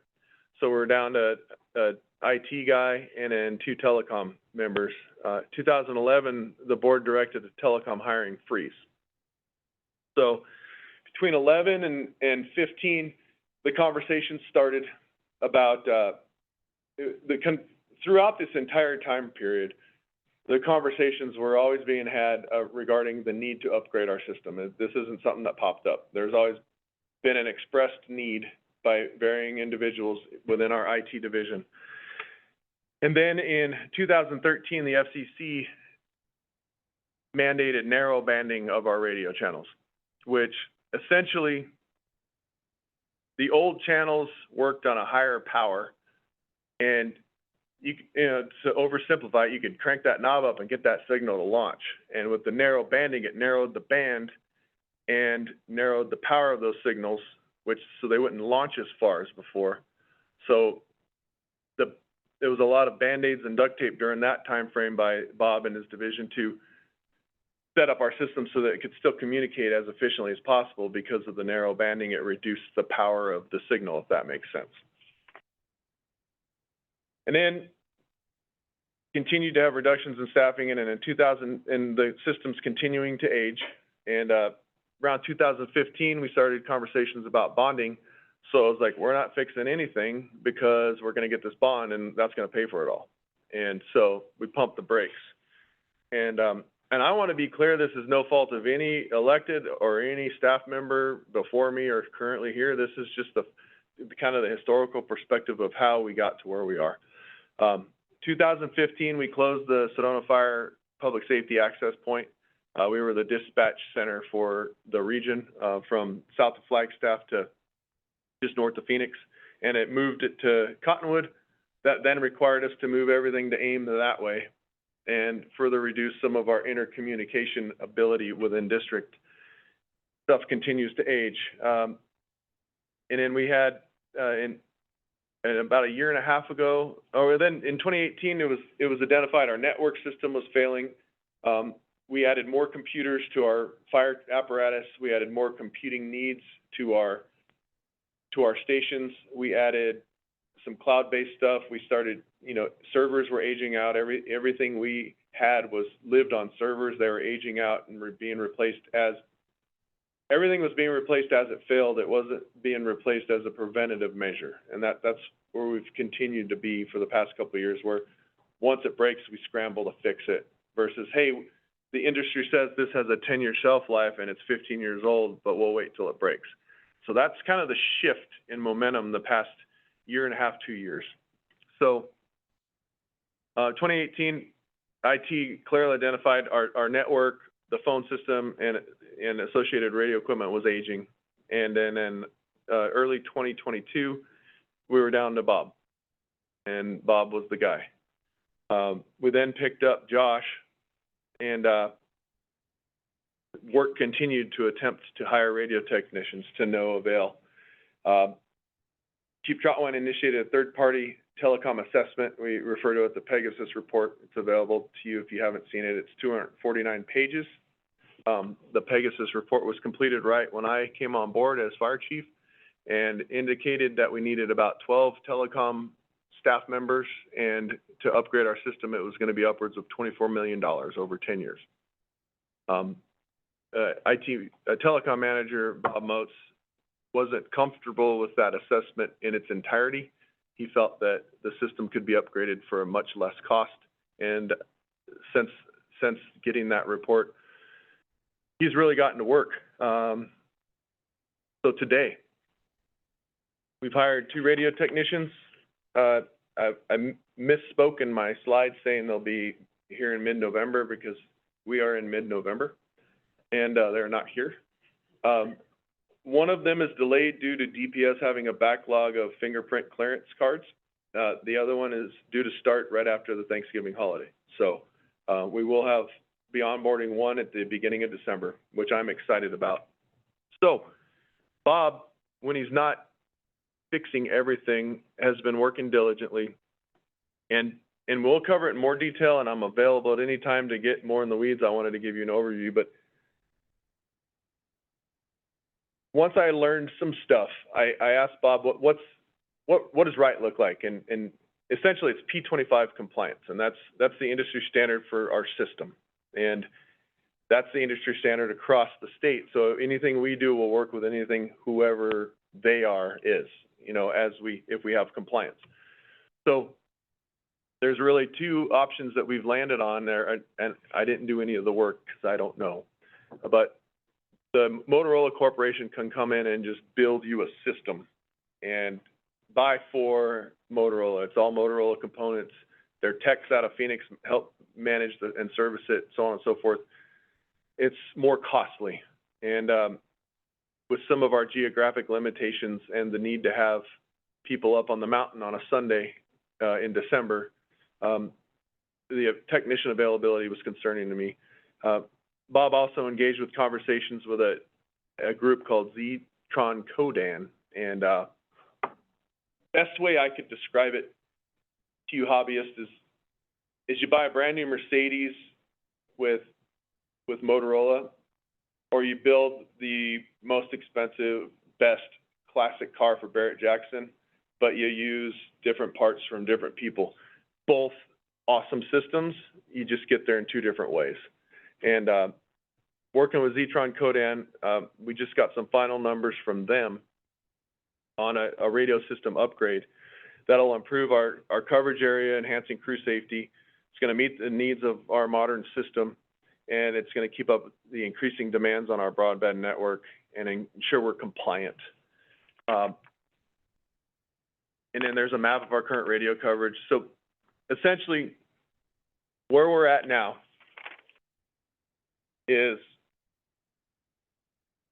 the basic foundation of our system is our network layer of switches and routers. You know, the routers, you'll see them up on the walls, and our current system works on the same megahertz that these mics do. That's why they cut out, because it's competing for bandwidth in this room. And to acquire and replace our network layers of switches and routers, you approved that last month. So the foundation has been laid. We need people to do this work. You also approved those hirings. I just described when they're coming on board. Jumping ahead, my heartache was the pieces and parts to upgrade the radio system. Pegasus, as I stated, said total build out $24 million. And I want to be clear, this is not an ask for funding tonight. This is to daylight to you the costs that we are looking at. So as we move forward and look for grants and look for cost sharing, these are the numbers that are landing in our lap right now. So like I said, we've done the switches and routers, and that's in progress. The stuff's coming in, getting programmed, getting installed. We'll have an update for that. The in-state complete radio system upgrade, the numbers are coming back for the radio components. And to oversimplify it, the current building here at Station 1 has 6 racks full of equipment to facilitate the radio traffic. The upgraded system will drop down 2 racks and be easier to maintain. It'll be like systems if approved at all of our sites. So as we train technicians, the site they work on here will look exactly like the one on top of this mountain and that mountain in Station 3. And the core radio equipment quote, as it stands right now, with labor, the quote for equipment is $1.6 million. With labor, it's $2.4. So, and again, these are preliminary numbers. This is, Bob hasn't whittled down a bunch of stuff, and the labor costs are to be further evaluated, because with bringing on folks, what will that do to the labor costs? Because these were quoted as built by the company versus us doing some of the stuff. So that's the big nugget that we're working on fine-tuning right now. The other costs that haven't been expressed to the governing board yet are our facility support infrastructure. And what that is most of our generators are from the early 2000s at all the tower sites. The battery banks are due for replacement, and there's some remote monitoring capabilities that we can recognize now. I would assume you're familiar with the Nest product in homes, where you can check your thermostat from your phone. or the Wi-Fi smokers where you can adjust the temperature. Gosh dang it, we can't do that with our tower sites. Bob can't troubleshoot most of the error codes for what's going wrong on top of Mingus right now from his phone. He has to drive up there. And that piece is inexpensive relatively to have remote monitoring. So the way our remote sites work is they run off Arizona Public Service power as a primary.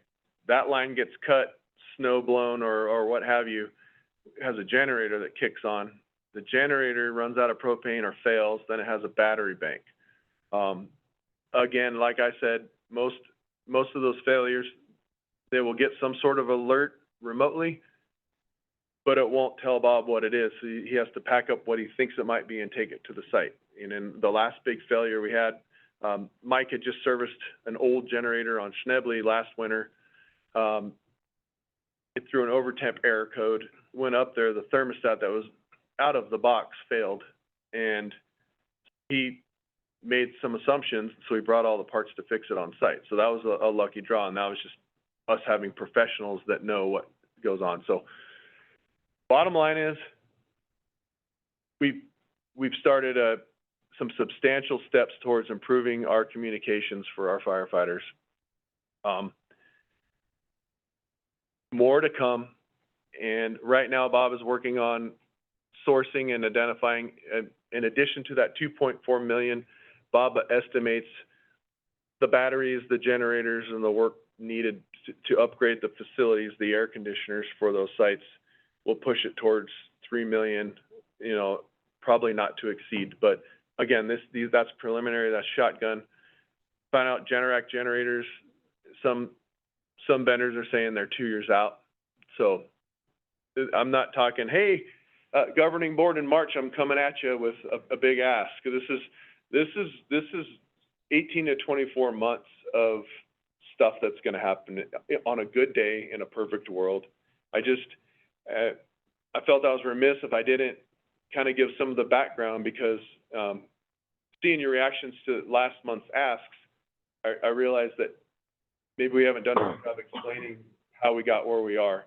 And I also want to be clear that this isn't something that happens in the next few months. This is us, and primarily Bob, to be honest, doing his due diligence to look at our capital needs and give me real, honest numbers on what it's going to cost the next 24 to 36 months to upgrade our system. And I also want to be clear that if today you said blank check, do it, it still would take 24 to 36 months because of availability of equipment and install and all the other associated tasks. But essentially, that's just what I wanted to present tonight. Is kind of why we're here, what we're doing to fix it, and what very loose timelines and costs will be, so that it's not a surprise down the road. And again, with the timing and the cost, those things are all subject to adjustment as we progress. And so, if there aren't any questions, that's my report on that. Questions for the chief?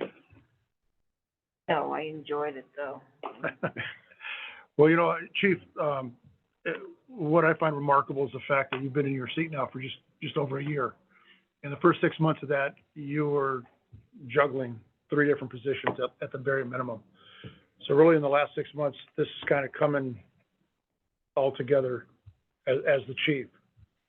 I'll be honest, sir. I'm just scared of Corey. And when she says what's new, and I say Station 4 on the radios, and she's just gonna drop her head. Oh. I think as we move forward, the ability to prioritize and just recognize what is going to be needed, and I won't say for the long run, but short term, which is going to be this 24 to 36 months, just to get this stuff on board. It's not a matter of the ask. It's what we're asking at that time and prioritizing. And I don't think this governing board would withhold fundings for that, because it boils down to one thing, and that's firefighter safety. And, you know, if we don't have those towers with the repeaters to eliminate dead spots where a firefighter is going to be, then we're at fault. We can't have that. We're in we're very fortunate to be in this community that, to have that luxury to acquire some of these things, and maybe not right by that time that you need it, but very shortly thereafter, or maybe even ahead of time. We're in that kind of environment here. It can't be assumed that it's going to be automatic, we can get it. But through good communications, through transparency, through those communications from staff to the board, so that we can see the pros and the cons and the costs and recommended, motions that we normally would have, that we have had in the past, that we would then have again. I don't see any reason why we can't move in that direction to get these things done as you described when the need is needed. But by the same token, I think there's a discussion that needs to be had between you and I as to the value of the IT person in charge. Because none of this stuff would have happened if it wasn't for that person. And I don't think, and the rest of us really work within that framework of what is being built. And so, unless we have that person with that motivation behind them and the support behind them, and we risk losing them, that is what probably scares me the most. Keeps me up at night. So, let's just maintain good communication as we move forward with whatever the needs are. Keep it so that the community is aware, so that when we make that decision as to which way we're going to go, it's a well-informed decision. It's that's going to provide the best possible protection, if you will, for the community. So with that said, I thank you for putting all this together. It puts everything in perspective, very detailed, albeit it was generalizations, but there was a lot of particulars in here. So I think those that are not in attendance and those that are coming will be probably more apt to move right along with it. I don't see any reason not to. And as we progress, I'm going to continue to distill. I don't know how Bob produces the documents he produces, but I tried to extract the stuff that I understood so I could explain it. But like I said, this is a 5,000-foot view, and his 50,000-foot capacity to understand the system is amazing to me. And so, well, it's all you got to keep it in perspective, because what's important for the firefighter on the ground, it's equally important for admin to have the programs they need to do their HR, finance, and all that sort of stuff. Zoom. It's also important for community risk reduction to look forward to the programs that they need to put on, the programs that they have geared for the public, for our firefighters, down the road. So all this ties in together, and there's from our point of view, there's none more important than the others, but the obvious to the community is our firefighters, because we see them all the time. We don't get to see behind the scenes, but we know that they're equal important. So it's kind of like taking all your kids. I love them all, but right now, people out there, the community members are concerned that we spend our money wisely and that we prioritize what we need to get when we need to get it.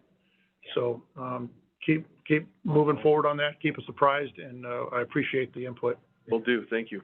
The simple way I look at it is it's much better to have it than to be looking for it, regardless of the cost or the time. Thank you. Okay.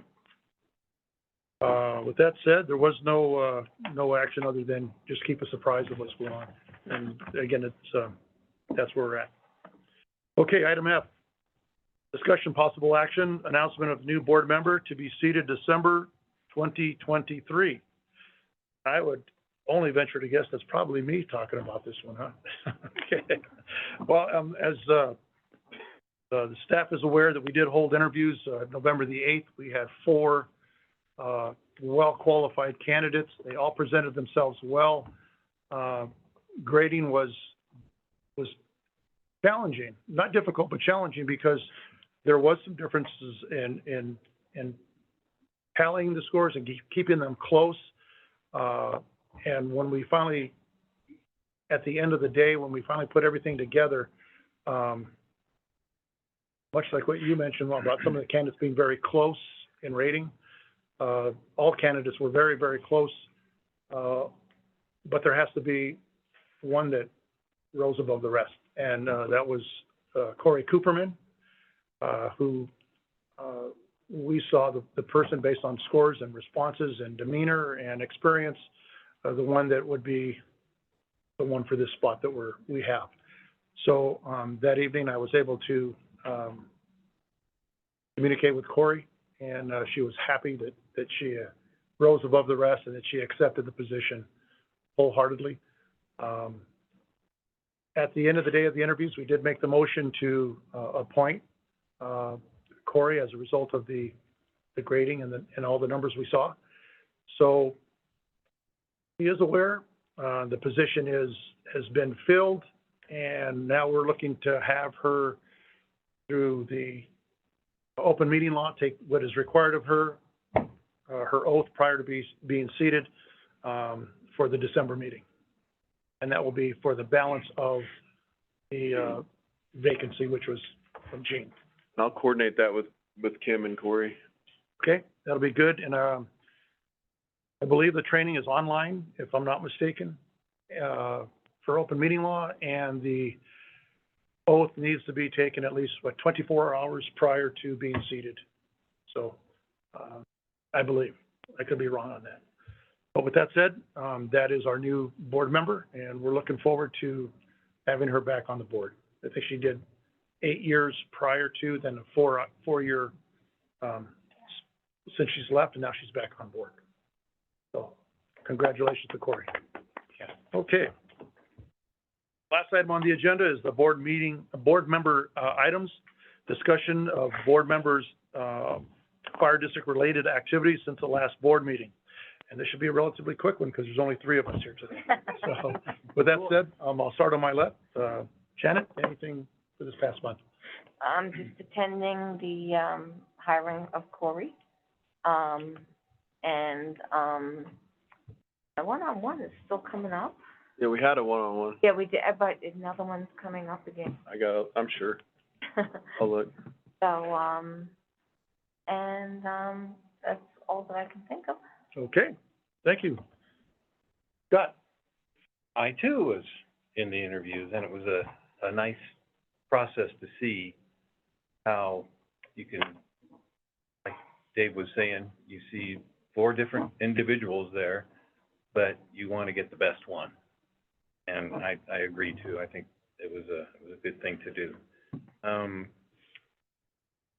Still trying to do some interaction in the community, because, every time a cloud of dust goes up, everybody's going, "Where's the fire?" Don't call me. And yes, thank you to Heidi. I had another remedial bill paying session, and that'll still continue, of course. Okay, great, thank you. I had a couple things this month. The interviews obviously were the one that kind of overrode everything else. And, we talk about, oh yeah, we're going to have the interviews, but there's a lot of work behind the scenes that goes into actually holding the interviews. And I want to thank staff that gave us a big help there. I know Kimberly was instrumental in a lot of the interactions between the candidates, and I had but a small hand in some of the questions to make sure that they all were to the point, and then the actual running of the interviews and how we were going to do that, because most of the board had not done that before, and we had labor there, first time ever, and as part of the formal interview process, and that was encouraging because we had representation, and that was good. So it all went well. The audit, I had the privilege of sitting in for the questioning of the auditor, and he was a pleasant young man. He was probably late 20s maybe, and I'm looking at him and I'm thinking, you went to school because you wanted to do this, so Good. and he's good, and you know what? I wasn't surprised through his answer and his actions through the interview, but hopefully whatever comes about from the audit it'll be minimal because we've been doing this now long enough where those people, as Heidi is and as you are and as the rest of the staff is, we know the little ins and outs of what they're looking for, and through our finances are geared towards best practices, and so everything should be in-house, should be in order, and if there's anything, should be very minor, hopefully. So, and then the potluck for the new recruits that day was great. I really enjoyed that, and thanks Kim for jumping in there and keeping everything moving forward. My wife was here and she enjoyed it also. So with that said, one last thing I want to bring up is that with these prescribed burns that are going on, the term controlled burns is kind of used intermittently with these things. Mm-hmm. And the agencies involved that are doing these things are adamant about that these are not controlled burns. These are prescribed burns. And with prescribed burns being the correct terminology, you'll see on these mobile marquees that you see alongside the road, you know, do not call 911, blah, blah, blah. You'll see the letters RX, burn. And that simply is a symbol for prescriptions or prescribed. So to the public that sees an RX burn, what is RX? And that's what it means. It's a prescribed burn. And that was new to me, so I was able to learn something on it. And I've attempted to capture a way to convey that to the public, because when you do a prescribed or prescription burn, they don't say, oh, let's go out over there and light it. You know, there's a prescription they write, just like a physician would write a prescription for a medicine. They write a lengthy prescription on fuel type Y, it's dependent on whether, it's very complex. And Everything else. yeah, and how to convey that message to the public, I'm still figuring out, because it's not a bunch of dudes that say, oh man, let's go burn it today, you know, and it's. And that very well may be a good public service announcement on what is a prescribed, what is the prescription for that, you know, the weather, the temperature, you know, all that good stuff. Then maybe that's something we can consider down the road. Yeah. For our community. The Red Rock News did have, though, some explanations on the prescribed burns, although I think they might have called it control, but, and what goes into it, all the pre-work and all the, agencies that have to agree and okay it, and so they did a nice couple articles on it. Okay, that's good. So, with that said, that brings me to the end of my addition to it. So unless there's anything else from anybody else, this meeting is now adjourned. All right, let me sign some checks.